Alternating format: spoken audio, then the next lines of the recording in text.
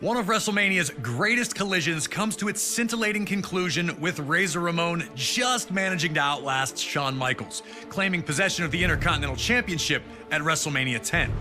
The latter match would open the door for future classics, like the TLC and Money in the Bank matches as well, forever sealing its place in WrestleMania lore.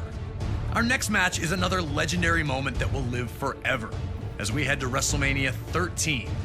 Rosemont, Illinois would play host to the most important night on the sports entertainment calendar. And on this night, a match that is the literal definition of an all-time classic unfolded. Bret Hart had been the face of WWE's new generation for years, proudly defending the WWE Championship against all comers and defending WWE's honor against its most heinous villains. After losing the WWE Championship to Shawn Michaels in WrestleMania 12's Iron Man match, the Hitman took some time off to consider his future options. When he returned, roughly 6 months later, there were drastic changes to the landscape of WWE's universe. Top among those was the rise of Stone Cold Steve Austin. The man who started the year off as Ted DiBiase's ringmaster would find freedom in his true identity, dropping his manager and finding superstardom in the wake of his 1996 King of the Ring tournament victory. Austin 316 says I just whipped your ass. WWE was trying to find its attitude, but the seeds of change were being planted in the fans who had rallied around Austin. His no-nonsense attitude had made him the ultimate anti-hero. This acceptance of someone who flaunted his breaking of the rules didn't sit right with the Hitman. When Bret made his return, he immediately challenged Austin, who was more than ready to answer the call. The two battled at 1996's Survivor Series, where Hart won in a masterful performance of a feverish back-and-forth battle. The loss only made Austin angrier, creating a single focus for him: to ruin Bret Hart's career. He'd eliminate Hart from the 1997 Royal Rumble match after officials missed Hart first eliminate Austin. The night after Hart captured the WWE Championship at Final Four, Austin would interfere in Hart's first defense on Raw, ending the reign before it could even get started. WWE officials would pit the rivals against each other in a no disqualification submission match. The loser would be forced to admit they were defeated by the better combatant. To make sure that order would be maintained, a special referee was assigned: the world's most dangerous man and former MMA champion, Ken Shamrock. And while Hart had the edge in submission wrestling, Austin was no slouch in that department. And he also had one other thing going for him: his promise to the world that he would never in a million years give up. Once the match started, these two unleashed months of hatred on one another. We were lucky enough to talk to the Rattlesnake himself, Stone Cold Steve Austin, to get his thoughts on this classic encounter. A lot of people think that the WrestleMania 13 match between myself and Bret the Hitman Hart is one of the best of all time. Certainly one of the best in all of WrestleMania. To me, it's a very special match because everything happened so magically, and specifically WrestleMania 13 cemented the legacy of who and what Stone Cold Steve Austin was. From start to finish, we started it off, we brawled out, we came back into the ring, we brought various factors from around the ring into the ring to use against each other. Some of the stuff backfired on me. It was full of chills, thrills, and spills. I gotta call a spade a spade. I mean, it is my favorite all-time match, and I've been to some classics. Always an honor to get to pick the brain of one of WWE's top-level legends. Thank you again to Stone Cold for talking with us about WrestleMania 13. Now it's on you to try and find a way to take out WWE's toughest SOB. Remember, there are no disqualifications, so use whatever you can, and maybe you'll find a way to get him to surrender. I just wouldn't recommend messing with the referee. Shamrock's ankle lock is nasty.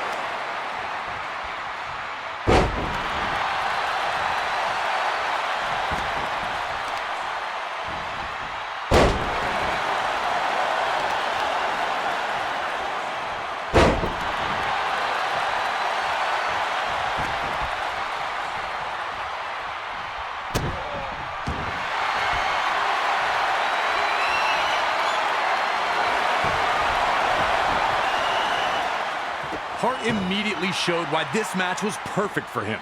Instead of just punching Austin's face, he'd attack Austin's legs instead. Bret wanted to make sure that his search for revenge also ended with him victorious. Hurting Austin in a losing effort was worthless to him.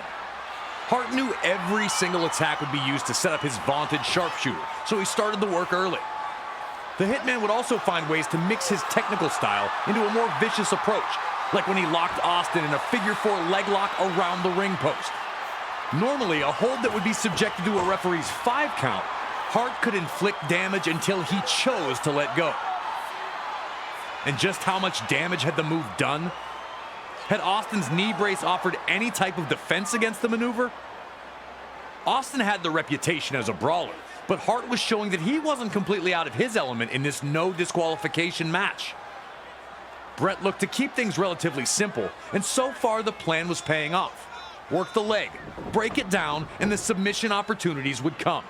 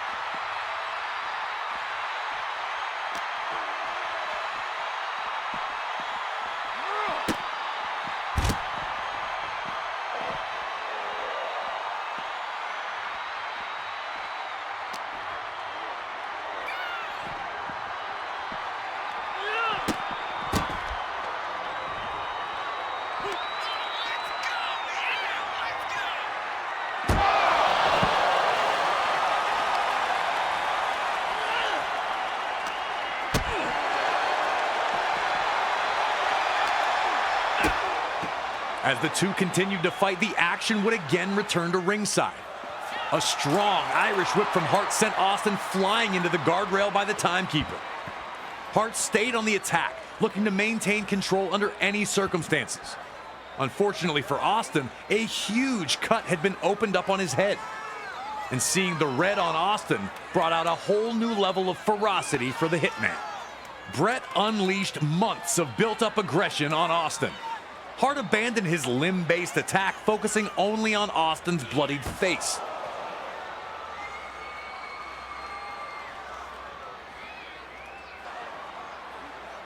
Austin looked to be in very, very bad shape now, all from an innocent Irish whip.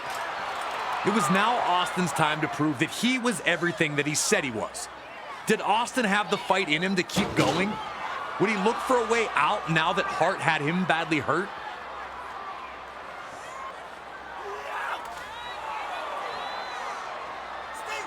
The Hitman was now in firm control, with Austin in big trouble with a nasty wound on his head. Things were not looking good for the Rattlesnake.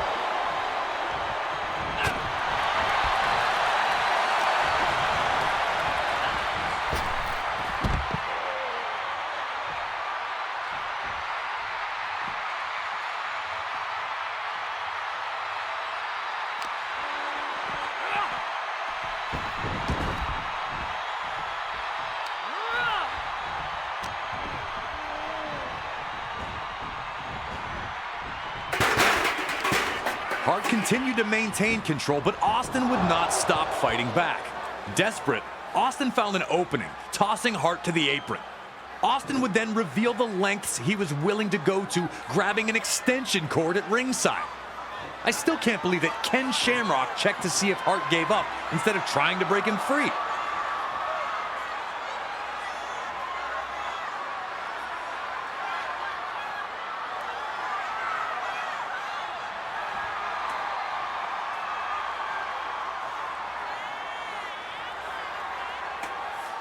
Just when it looked like Austin was finding daylight, the resourceful Hitman clobbered him with the ring bell. Austin had already looked like he was nearly finished. The fans, who had steadily grown louder in favor of Austin, tried to rally the rattlesnake back to his feet one more time. Cut bad and now down again. Was there anything left in Stone Cold Steve Austin?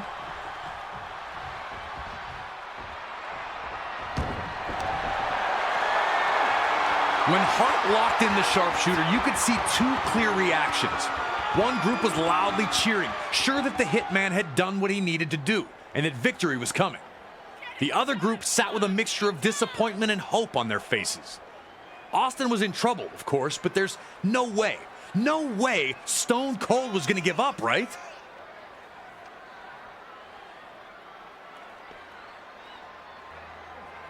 Brett continued to pull back, remembering all the things Austin had said. Remembering his unfair ouster at the Royal Rumble. Remembering Austin costing him the WWE Championship. And Stone Cold kept fighting. Austin refused to give up, refused to lose to someone for whom he held so much disdain. Now it was the Brett fans who looked worried, and the Austin fans who began cheering, hoping to will their guy to one last incredible act. Brett pulled back and Austin pushed forward, taking every last bit inside of him to try and fight his way out of the sharpshooter. But on this evening, it wasn't to be. Brett nearly toppled over, but managed to rebalance and reapply the hold.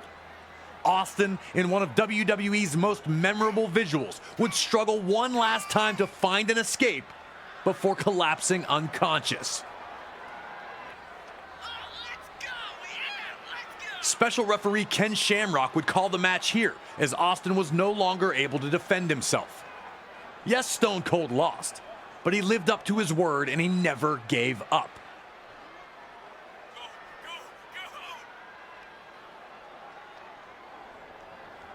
As a result of Stone Cold Steve Austin losing consciousness, the winner of this bout, Bret Hitman Hart!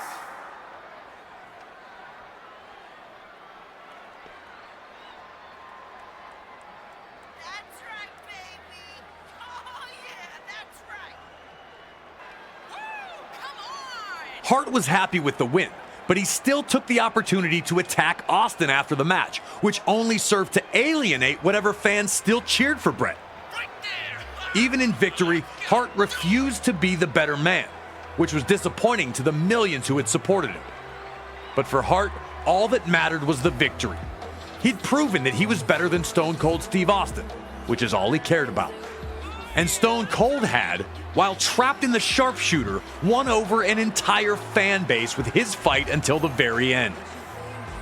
It's one of the greatest matches in WWE history, featuring two of the very best to ever compete in a WWE ring. It made Stone Cold Steve Austin a generational superstar, and it showed that the Hitman wasn't only a technical wrestler.